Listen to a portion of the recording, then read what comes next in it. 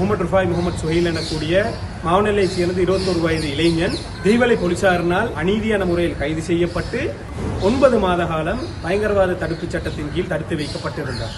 அவருக்கு ஜூலை 15ஆம் தேதி கல்கிஸ்ட நீதவான் நீதிமன்றத்தினால் பிணை வழங்கப்பட்டிருந்தது. இந்த வழக்கில் தன்னார்வமாக பங்கேற்ற சமூக நீதிக்கான சட்டத்தரணிகள் அமைப்பு சுஹைல் சார்பாக உயர் நீதிமன்றத்தில் ஒரு அடிப்படை உரிமை மீறல் வழக்கினை தாக்கல் செய்திருந்தது. இன்று அந்த வழக்கு விசாரணைக்கு எடுத்துக் கொள்ளப்பட்டு இந்த வழக்கின் உயர்நீதிமன்றத்தில் பிரதம நீதியரசரின் முன்னிலையில் இந்த வழக்கு எடுத்துக் கொள்ளப்பட்டது.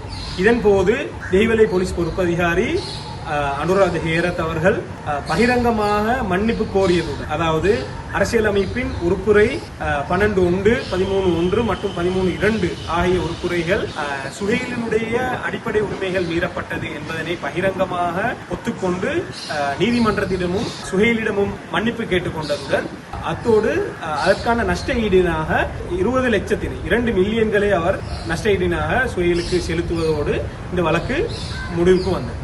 இதில் சிரேஷ்ட சட்டத்தரணி ஹிஜாஸ் ஹிஸ்புல்லா அவர்களின் தலைமையில் சமூக நீதிக்கான சட்டத்தரணிகள் அமைப்பு தன்னார்வமாக இந்த வழக்கில் பங்கேற்றார்.